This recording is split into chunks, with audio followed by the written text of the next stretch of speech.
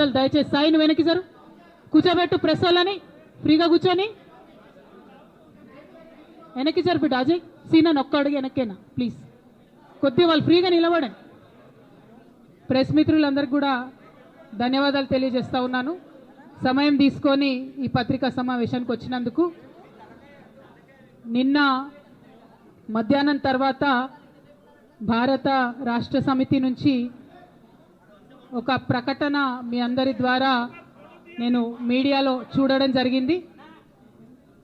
మరి బీఆర్ఎస్ నుండి వచ్చినటువంటి ఈ ప్రకటనలో పార్టీ ఎమ్మెల్సీ శ్రీమతి కె కవిత ఇటీవలి కాలంలో ప్రవర్తిస్తున్న తీరుతెన్నులు, కొనసాగిస్తున్న పార్టీ వ్యతిరేక కార్యకలాపాలు బీఆర్ఎస్ పార్టీకి నష్టం కలిగించే రీతిలో ఉన్నందున పార్టీ అధిష్టానం ఈ విషయాన్ని తీవ్రంగా పరిగణిస్తున్నది. పార్టీ అధ్యక్షులు శ్రీ కె చంద్రశేఖరరావు గారు శ్రీమతి కె కవితను తక్షణం పార్టీ నుండి సస్పెండ్ చేస్తూ నిర్ణయం తీసుకున్నారని చెప్పి మరి నాకు ఒక ప్రకటన నిన్న టీవీల ద్వారా అందుకోవడం జరిగింది. మరి నేను పార్టీ నుండి వచ్చినటువంటి ఈ లేఖలో ప్రత్యేకంగా 2 అంశాల మీద మాట్లాడదలుచుకున్నాను. నేను అక్రమ కేసులు పెట్టి నా మీద తిహార్ జైల్లో 5.5 నెలల పాటు ఉండి బయటికి వచ్చిన తర్వాత నవంబర్ 23వ తారీఖు 2024 నుండి నేను ప్రజాక్షేత్రంలోకి వచ్చి అనేక కార్యక్రమాలు చేయడం జరిగింది. మరి నేను చేసినటువంటి పనులలో మొట్టమొదటిది ఒక బిడ్డ హాస్టల్లో చనిపోతే ఆమెను విజిట్ చేసి, అట్లానే గురుకులాల్లో జరుగుతున్నటువంటి అన్యాయాల మీద మొట్టమొదటి కార్యక్రమం తీసుకొని నేను మాట్లాడినా. ఆ తర్వాత బీసీలకు జరుగుతున్నటువంటి అన్యాయం, కాంగ్రెస్ పార్టీ మేనిఫెస్టోలో ఇచ్చినటువంటి 42% హామీ కోసము పెద్ద ఎత్తున నేను పనిచేయడం జరిగింది. అట్లానే మహిళలకు 2500 ఇవ్వాలని చెప్పి పోస్ట్ కార్డు ఉద్యమాన్ని నేను చేపట్టడం జరిగింది. పెద్దవాళ్లకు పెన్షన్లు పెంచాలని నేను ఉద్యమాలు చేయడం జరిగింది. తెలంగాణ తల్లి స్వరూపాన్ని మారిస్తే అట్లెట్లా మారుస్తారని రౌండ్ టేబుల్ సమావేశం పెట్టినాం.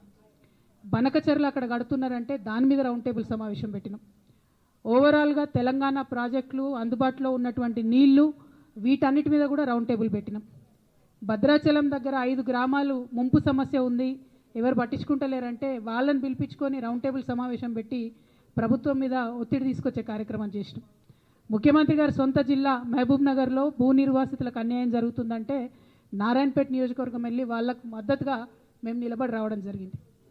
అట్లానే 47 నియోజకవర్గాలలో బీఆర్ఎస్ కండువా బాజాప్తా కప్పుకొని, గులాబీ కండువా బాజాప్తా కప్పుకొని ఎక్కడికి పోతే అక్కడ రావుల చంద్రశేఖర్ రెడ్డి గారిని రిక్వెస్ట్ చేసి భవన్ నుంచి అక్కడ ఉండేటటువంటి బీఆర్ఎస్ నాయకులకు అఫీషియల్ కమ్యూనికేషన్ చేపించి ప్రతి ఒక్క బీఆర్ఎస్ నాయకులకు, కార్యకర్తలకు మాట్లాడి ఆయా పర్యటనలకు వెళ్ళినప్పుడు అందరినీ కలుపుకొని బాజాప్తా గులాబీ కండువా వేసుకొని 47 నియోజకవర్గాలు నవంబర్ 23, 2024 నుండి ఈ రోజు వరకు నేను పర్యటన చేసి అనేక ప్రజా సమస్యల మీద మాట్లాడడం జరిగింది. మరి ఇవన్నీ పార్టీ వ్యతిరేక కార్యకలాపాలు అన్నది నాకు అర్థం కాలేదు. ఎట్లా వ్యతిరేక కార్యకలాపాలు అవుతాయన్నది కూడా ఒకసారి పార్టీ పెద్దలు పునరాలోచించుకోవాలని చెప్పి నేను రిక్వెస్ట్ చేస్తూ ఉన్నాను.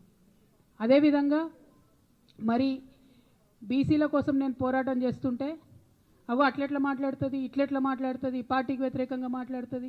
అరే, నేను కాంగ్రెస్ పెద్దల మీద ఒత్తిడి తీసుకొస్తుంటే బీసీలకు 42% అమలు చేయాలంటే ఏది పడితే అది చిల్వల్ పల్వల్గా నా మీద రాపించడం, ప్రచారం చేయడం, చాలా దారుణమైనటువంటి పనులు పార్టీలో ఉన్నటువంటి కొందరు పని కట్టుకొని, కత్తి కట్టుకొని నా మీద చేయడం జరిగింది. అట్లానే నేను ఒక మాట ఏమన్నా, సామాజిక తెలంగాణ సాధన కోసం నేను కట్టుబడి ఉన్నా అన్న. దానిలో తప్పేముంది? అసలు నాకు జన్మనిచ్చినటువంటి నా తండ్రి, ఈ ప్రాణాన్ని భిక్షగా ఇచ్చినటువంటి నా తండ్రి, ఆయన చిటికెన వేలు పట్టుకొని నేను ఓనమాలు నేర్చుకున్న ఉద్యమాలు ఎట్లా చేయాలని, ఆయన చిటికెల వేలు పట్టుకొని ప్రజలంటే ఏంది, ప్రజా సమస్యలు అంటే ఏంది, ఎందుకోసం